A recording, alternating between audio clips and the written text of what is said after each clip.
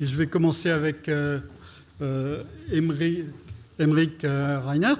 Aymeric, vous êtes directeur général adjoint de Profil System. Donc là, on est dans la conception et la fabrication de menuiseries en aluminium. Donc... Alors de système du bâtiment, donc soit des menuiseries, soit des vérandas, des murs rideaux, des portails, l'ensemble de produits en aluminium extrudé pour le bâtiment.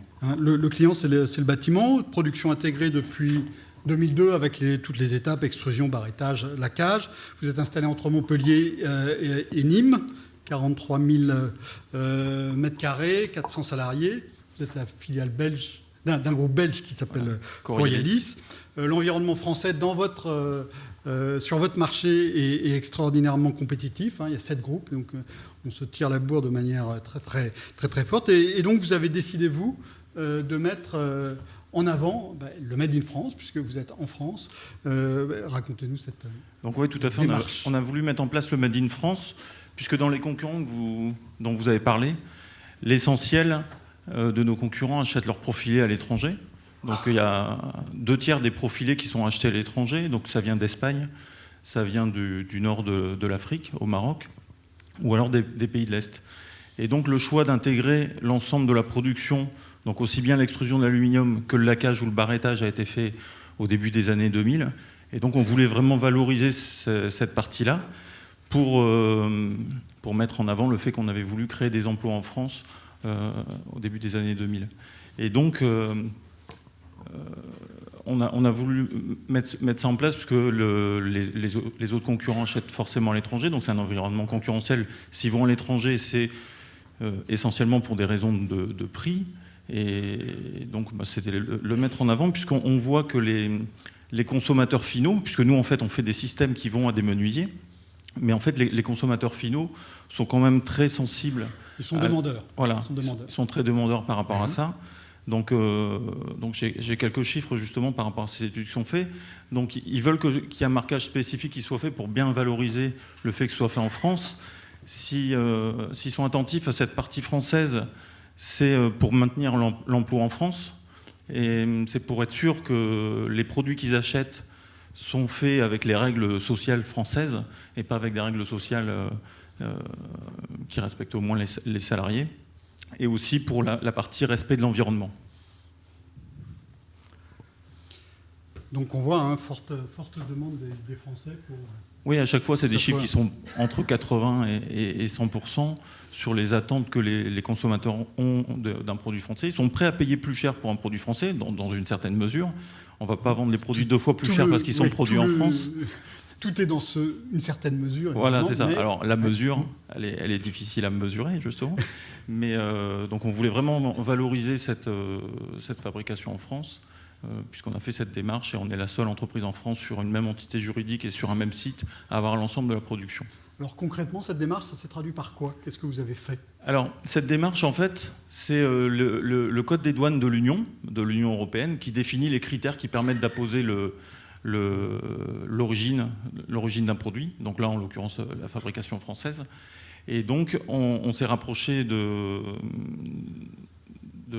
douanes, de la direction des douanes, pour pouvoir monter le dossier, pour voir si on pouvait justement imposer, puisqu'en fait l'aluminium, la matière primaire qu'on utilise ne vient pas de France.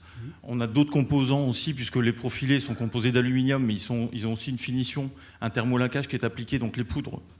Là, en l'occurrence, il y a aussi des fournisseurs soit français, soit étrangers. Et après, il y a des barrettes de rupture thermique qui permettent de désaccoupler les deux profilés pour assurer une bonne isolation thermique. Et donc ça, c'est des profils qui sont, en général, qui viennent d'Italie ou d'Allemagne. C'est les fournisseurs principaux qui sont utilisés par les produits qu'on a en France. Et donc, en fait, il y a 3 critères qui sont principaux, qui sont à regarder pour pouvoir appliquer le Made in France. Donc, c'est déjà le changement de code de douane. En fait, chaque produit a un code douanier. Et donc, avec une nomenclature assez fine. Voilà, il y a une nomenclature assez fine en fonction du produit que vous avez. Donc, il y a cette nomenclature. Donc, si les matières que vous achetez à l'étranger changent de code douanier quand ils sont transformés, vous pouvez appliquer le Made in France. Donc nous, en l'occurrence, la billette a un code douanier, le profil fini a un autre code douanier, et il y a aussi donc, les barrettes polyamides et puis le thermolaquage qui ont deux et trois codes différents. Donc cette première partie est déjà complètement respectée. Il y a aussi 2 autres critères. Il y a un critère de valeur ajoutée. Ils veulent vérifier que la transformation, qu'il y a plus de valeur ajoutée sur le produit fait en France que ce qui est fait à l'étranger. Et puis, il y a une notion de transformation. Il faut que la transformation soit substantielle. Dans l'exemple que prennent les douanes, par exemple, vous achetez une chemise, vous mettez juste les boutons en France, vous ne pouvez pas mettre le Made in France sur la chemise que vous faites. Vous faites plus que rajouter. Oui, tout à fait. Puisque donc, vous avez satisfait les critères. On satisfait les critères. Donc, du coup,